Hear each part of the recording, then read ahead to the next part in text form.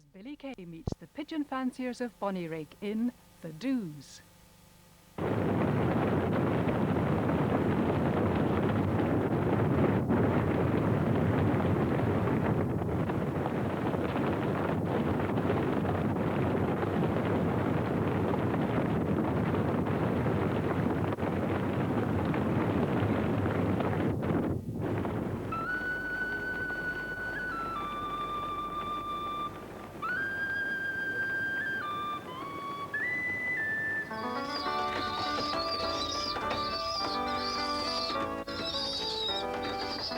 It's a good hobby, especially when you're winning, eh? 3, 2. It's a hobby for some and it's a competitive sport for me, and I work very hard at it. That's pigeon game, really. The pigeons were, and still are, just a hobby. It's not a sort of thing that you could make a living at. I've seen the day when I used to say I wish I was retired and nothing else to do but train doos. I minded the granny saying to us, anybody that marries my James will need to marry the doos and all. Look at the legs. You couldn't ask for anything shorter or thicker. Oh, I think that's lovely. What's the disadvantage being married to a do man? When he rattles the pecan at 6 o'clock in the morning. What is it like when you do win a race? It's brilliant. It's a big club, and for that 1 week, you're king for the week, without question. Whether it's Longtown, 60 miles, or Dorchester, 350 miles, you're the king for the week. My ain wee do, my bonny do, my cushy do. Terms of endearment for loved ones, and wistful romantic poetry like the dew crooted her sad sang that sounded like sorrow, and pies, pigeon pies, thousands of them. There must be something slightly asclent in a people which ate its symbol of romantic beauty, but we did. And that's why our countryside's dotted with dew coats like this cathedral to the dew at Pennycook House, with space for 850 nests, a self-generating source of fresh meat at a time cattle had to be slaughtered and salted for the winter. A quick burl in the ladder and it's eggs for breakfast and dews for dinner. You could be fined or imprisoned for shooting duke at dews in the old days. And the income from them was so high that acts were passed to make sure the local lairds held the sole rights of building the ducats. The rich folk, they loved keeping a lot of pigeons, and we've 2 places in Bonnyrigg here where they used to keep them like that. But we never ate a homing pigeon because they're only a pound in weight, and you've got the legs and the head and everything, the wings to come off, and by the time you work to the body, they're just no what the bother. The Scots lairds ate them. The Sultan of Baghdad and Genghis Khan used them to carry messages. But for over a century now, pigeons have been trained as competitive racing birds. In the Midlothian town of Bonnyrigg, a pensioner like Bobby Bryce doesn't want them to carry messages. He wants them to win money so he can afford to buy his messages. Bobby, tell me what it is you look for in a mature old bird. What's a good sign of it? You want just a medium-sized pigeon, no too clumsy. And I didn't like them too small, just a nice size, like this one. And you want a nice wing on them, and nice broad flights. And here, you see. And you want short legs. Why is that? Well, they have to hold them up for fly there hundreds of miles, you see. This is my Worcester and Dorchester pigeon, this one. This is the one I'll be trying with. Come on. Come on. Well, I worked about 5 years in the pits, around 1950. And, from 9 to 10, you know, they were all interested in doos anyway, you know. They didn't keep them too. That was all the part you got. As an ex-miner, Jimmy Bertram is the typical image of the do man, but school teacher Tom Murphy has noticed many changes in the old working-class sport in recent years.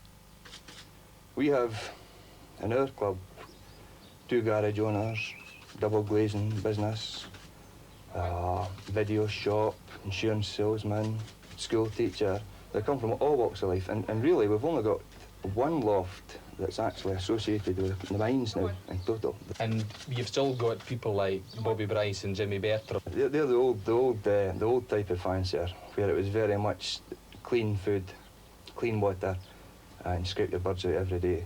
There's a new type of fancier that's more prevalent now in the sport, where they're looking at intense training rather than just like Bobby Bryce, for instance. He puts a ball inside a black bag and he throws it in the air to keep the birds flying. Maybe Bobby Carruthers down at Cockpen there, he takes them away to Carter Bar 7 days a week just before the big races. I mean, that's a lot of miles. Bobby Bryce can't go that kind of distance. I like to leave about 5, go to the training stage, which is 50 miles away, and have the pigeons home and fed before I go away to work at 7 o'clock in the morning. Like everything else, if you're doing well, you're getting watched. See what it is you're up to, why you're getting such good results. Ever since the fancy spread north from Belgium in the 1800s, its adherents have been known to be obsessive, almost doolally about their dues, a way of life rather than a hobby. If I see certain people, I just keep my head down, so to speak, you know. Other ones, I'm on the lookout to see if I can see the chaps that's beating me every week, to see what they're doing, to see if I can just catch up on them a wee bit. There's some of them run up and down the country training their pigeons and nobody else supposed to know anything about it. I'll take the pigeons at every opportunity. My boss doesn't object, it doesn't interfere with work or anything, you know. I'm always away first thing in the morning. Tom works at an unofficial due relief agency, carrying strays that have found their way to the Bonnyrigg Ducats and releasing them from the roadside in the part of the country they belong, knowing their instinct will drive them home to their wains, husbands and wives. The fanciers pair their pigeons up on exactly the right day, so that when the young come along, the parent bird will fly all the harder to see the wains, and the fancier will win his pool money. This is them winching strong.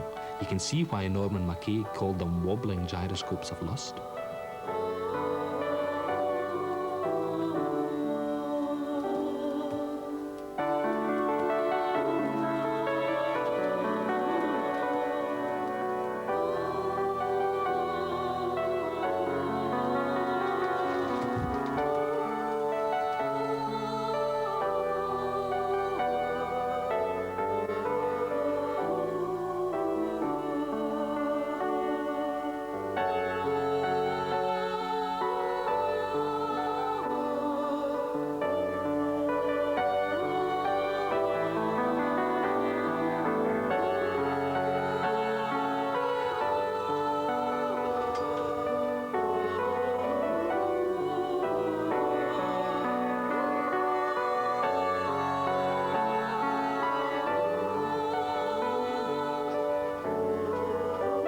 It's the fancier's skill in managing the breeding cycle that can produce a winning bird.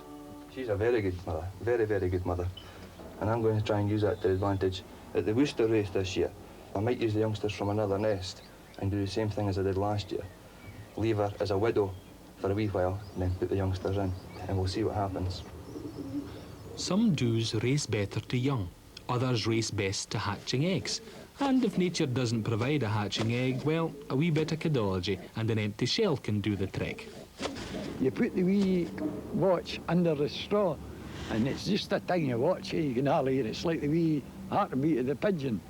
And I have one with a watch putting in the nest under the straw. I have actually one that way. A Friday club night early in the season. There's a good bit of camaraderie within the sport itself. Outside the intense competition, there's a good bit of cooperation that runs back and forward. I help Jimmy Bertram helps me. I give him varnish, he gives me pate. You know, it's like the Masons to a certain extent. If you want something and he's a pigeon man, you've just to phone him and say, do you know me, I'm Tom Murphy from Bonnyrigg.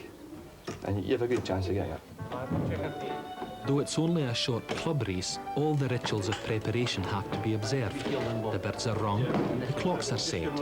Precision timing is a dominant factor in the race, for the winner is calculated exactly to the last second and final yard the bird flies. The details of all the birds that are competing are logged. A red cock. The cocks and hens have to be separated into male and female baskets for obvious reasons. 87 ml. Basket, Jimmy.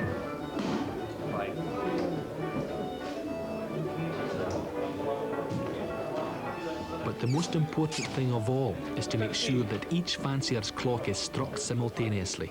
10 to go. 10 to go. 5. 5. Get ready. Go. Right, that was 1921. All over Scotland, all over Europe, every weekend from April to September, do men form their grand chains. Come on, I'm carrying all this. Am I carrying the lot? I'll blind it. They humph their charges to begin their long journey to the race point. The organisation is meticulous and run with almost military precision, though some club members help at the loading more than others. Some do it for love, some for glory, some for gain.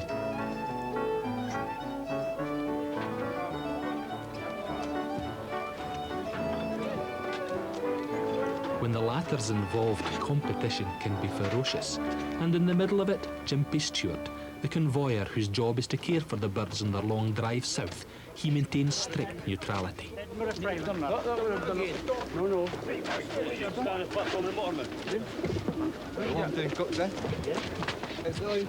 In a big race, Jimpy and the race controller can be responsible for the fate of up to 7,000 birds. With dues worth anything from £1 to £500, a bad decision to release the birds in poor weather could prove a costly mistake. Now, I've brought some pigeons down to show you, the baby pigeons. Not the daddies and the mummies, just the babies. Now watch it. 9 days old, and it's already got its wee bangalows, see? Bobby Bryce prefers the ideals of the old do men, and that's what he's passing on to the young. They kept pigeons and flew pigeons because they wanted to fly them and they wanted to keep them. It was a hobby. And they were flying for sweeties, you know, peanuts. And the best bird won, and that was the honour. You know, it wasn't the money. But nowadays, everything's boiled down to money. Oh, it's all right, eh? Charlie Brown can hardly afford to keep a modest pram on the road, let alone run a Volvo to Carter Bar. So he makes use of the club trailer for a training toss twice a week. Despite the handicaps, they're all convinced they're winners. This is it, Bob. This is the champion here. Can it be? This is the champion here. This is it. Champion's in here. Like I won the range race this year. I won the range race. That time's in there, Charlie. This is Ian the tension's going. You better win. We'll be starving next week. The dues can't be allowed to starve, but keeping a pigeon aloft in the 1980s is a costly business. Jimmy Bertram has to subsidise his hobby by doing some of the club's chores. A main basket's for other members, you know, get paid for that. And I do gardens, you know, 2 or 3 gardens. Otherwise, I wouldn't be able to afford them, you know. Where does the money go? Oh, well, I get the meat for Bobby Crothers here at $7.20 a bag. That's the cheapest you can get. I can always manage during the season to win a good bit of pool money, you know. That's picking the correct do. Do men are homers as well, but did Mame see a husband in the do boy next door? No chance, I couldn't stand to say her. No chance, no. And what made matters worse was we used to have a cat, you see, and oh, my mother thought this cat was beautiful. It was a beautiful cat. And I seen him knocking the cat off the fence one day, you know. It was making to go across into the garden right enough to the duket. And I opened the back door and I shouted to him, I said, don't you ever touch that cat again. And of course the cat disappeared. Never knew what happened to the cat, and it was years after when we were married it came out he had done the cat in. I blame Dave Burnett. Well, he was famous for getting rid of cats, you know. So I blamed Dave, but they wouldn't believe me. Still didn't believe you. You're right, Mame. The guilt was written all over his face. But nowadays, some of his best friends are feline. I have a good one next door there. She roams this area and she keeps the other cats away. I was waiting on one coming through the close. Nothing happened, and when I looked out, here's the red cat had it up on the other side of the road, wiring into it, you know, and finished up chasing it up the road. Another solution to the problem has been devised by Tom Milligan. Cats are every pigeon man's dread, and rather than have the cats coming into the garden and just having a go at the pigeons, I prefer to put a couple of Jack Russells out the back and as a deterrent rather than spoil to my neighbours. Then there's the aerial threat of hawks. He would be hovering maybe at the end of the factory there, and he used to work down to the end of that field. Well, you'd be on your toes. I had a couple of birds killed. I was one of the chaps that walks the dog here. He brought the leg up, one of my birds with a ring on it, you know. But Jimmy's wheel Kent for breeding a race of super doos. One lost its leg on a wire and come back with a leg in its mouth so Jimmy could time it in. I had another one that waited till all the birds were in the loft, and it knocked a stick. I had a wee stick across the bowl, you know, for just holding it up. And the last bird, this bird came in, it just knocked it out. And that was that. That was a love shot. Jimmy's super do stories ring as true as his explanation for Mame's disappeared tabby. But through Stuart Young and ex-RAF Sergeant Leslie Davidson, Bonnyrigg has a connection with a real pigeon hero. During World War II, pigeons were used extensively for carrying messages, as they had been in wartime for hundreds of years. And fanciers like Mr. Young Sr. and Leslie Davidson added their skill with the doos to the war effort in the pigeon service. RAF bomber crews were supplied with pigeons, and one night in 1942, when a Beaufort from Lookers was forced to ditch in the North Sea, one of its doos won home against all the odds. She carried no message, but Davidson and the owner were able to work out from the plane's last known position and the condition of the bird almost exactly where the survivors were adrift. Within hours they were located and brought back to safety. And here she is, surely the noblest Caledonian doo of them all, Winky from Broughty Ferry. For valiant endeavour, forever preserved. Sounds nicer than stuffed, here in the Dundee Museum. The first pigeon to be awarded the animal equivalent of the Victoria Cross, the Dickon Medal. Winky's success and the life she saved gave glowing testimony to the fancier's skill and the breed's stamina and bravery. As the season advances and the longer, more prestigious races approach, the activity and atmosphere become more and more intense. All the baskets of the Midlothian Federation have to be cleaned out and loaded for the big Worcester race.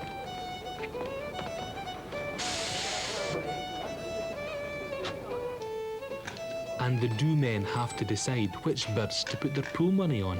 You're lucky getting 30p on this bird, you know. Have a look at that, have a look at that. 10, 20, 30. Is that a winner? I don't. Do you know who you're talking to? I've had birds for years.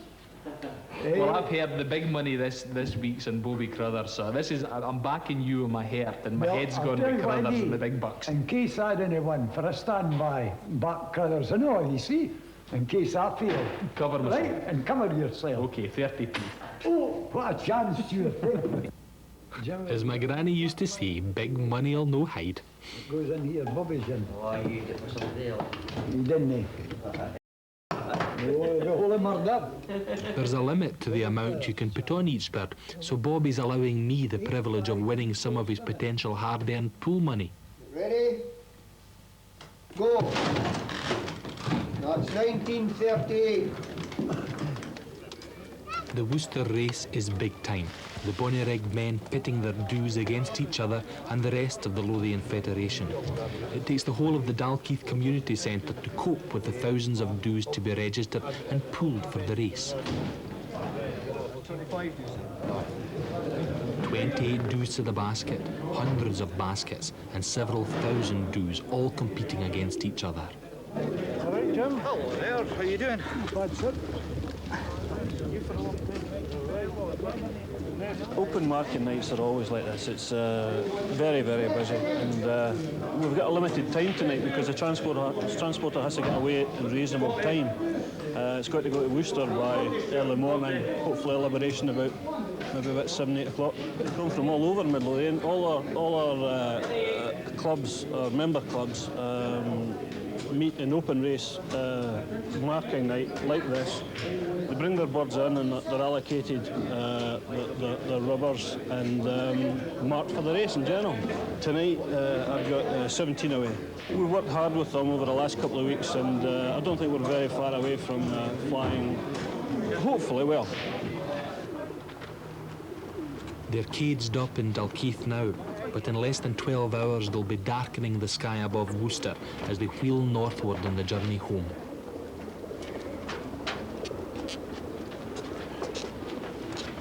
Gympie and his precious cargo head off in the long, sleepless overnight journey south. The Doos will cover the 255 miles quicker on their way back. The evening before the race is the calm before the emotional storm of race day, and there's still time for some patter with tomorrow's rivals and a few drams to make you all sleep soundly. That's the report for tomorrow then, Mr. Bryce. That's the top 4, is it? I mean, everybody's can give their own opinion, but that's mine anyway. And I don't think I'll be far away. You didn't include Snedden. What's your opinion? What? What about Snedden? You'll be in the 10. I've got to claim he forgot all about him, but he's changed his mind again. Sure it is. No, he has to come in.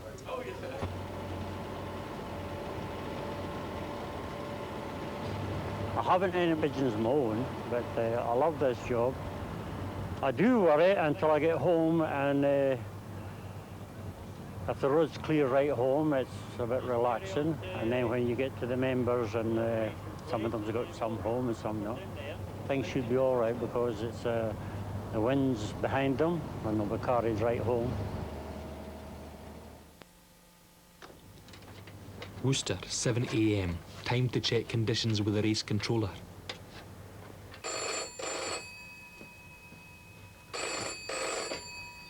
Good morning. Hello, Bobby. Yes, Jim here. Is it okay at your end? Fine here now. So the field is clear for you. You can go and get ready and we'll go eat. Right down away.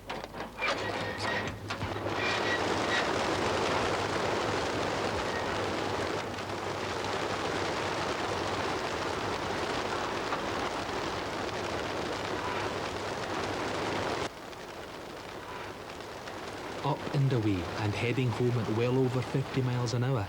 In Bonnyrigg, the fanciers are up early, with an invisible exclusion zone round the Ducat to make sure nothing delays the timing in. Every split second count. You can get beat with a decimal. So everything counts on the speed of catching bird, but don't hurt it. And get the rubber ring of its leg, get in that clock as quick as you can. In the old days, you had to have a runner. For you were at the loft and a bird come home, get the rubber ring, hand it to a boy, and the boy would scoot the gate up the street and climb in at this clock. And there'd be maybe 6 men coming, or boys coming from different areas to the one clock, and they're all wanting to get in the clock. Get the clock! But things can go wrong. Get the clock! Especially if your Ducat is coaching with television technicians when the bids come belting in early. Oh well, that's the price of stardom. Come on, get out. Get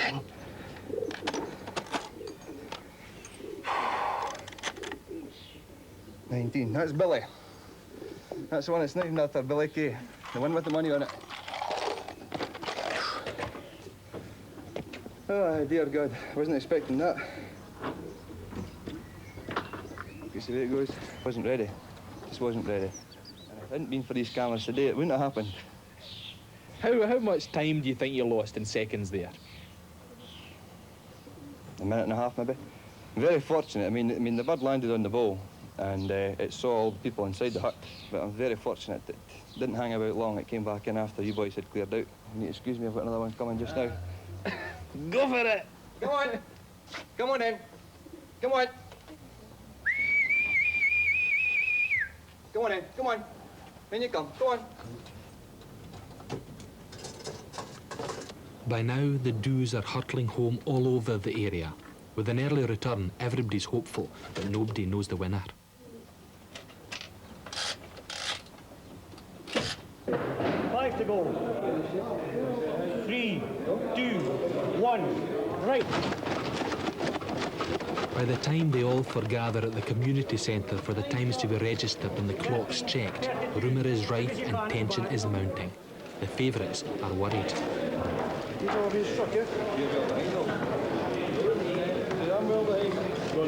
Jim came up like it goes away, he's maybe got a Pigeon.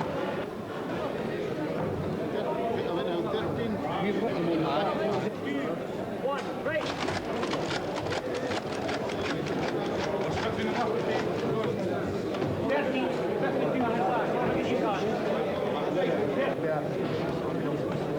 Roger, when the dudes are coming, they're going to pick up. Aye, well, I've got some of them. I'm picking some up out the field. Every underdog has his day. Could this be it?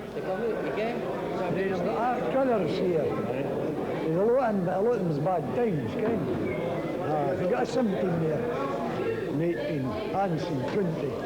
The rest, so well back, eh? 448. Well, Charlie Brown's Pigeon and Robert Snedden's are the only ones that will probably feature in the Federation. I would think.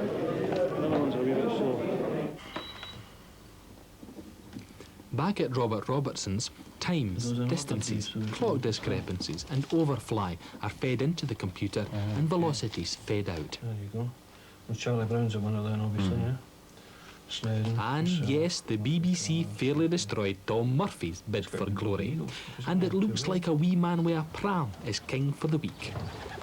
How did the crown come to rest in Shirley Brown's head? What I done with this pigeon, I trained it for last Monday, Newcastle 3 times, and I slept a wee young'un underneath it on the Friday night just for about a minute, and it's bred off of 2 winners, so it had the breeding kin, and that's how I think it went in with the wee young'un. We made it keener to come home. You mentioned that you're very much a working man against some of the big boys. Do you see yourself as an underdog? Well, you've got to. You've got to work twice as hard to try and beat them, kin. Because they're racing more pigeons and, well, what I keep is just about 12 pair. And they're racing maybe 70 or 80, kin. And for the losers, high-tech, pensioners and TV presenters, the usual hard luck stories. There were a lot of fanciers who weren't at their lofts in time. There would be many good pigeons who weren't timed in when they did arrive home. They really weren't expected to do almost a mile a minute. We probably won't win any pools, so the bookie probably gained about £100 yesterday. And that's pigeon racing. Maybe next week we'll make it up again, you know. Disaster. Disaster for us. We're getting too old, I think. We need to go into retirement, Jimmy. I think so. But you got 14th, did you know? Aye, 14th, aye. What about my 30p that I invested? Your 30p's up the chute. My clock was set wrong, and that was me. I couldn't even time in. It'd be not the same if I'd won the race. I couldn't have won the race. I couldn't have get the tumble in. It wouldn't have won. I was beat. But even King Charlie gets little time to celebrate or rest in his laurels. For the next morning, and almost every morning in life, the do-man feeds his bairns and gets ready to hurl them off to yet another training toss. Another week, another winner, another king. That's the do's.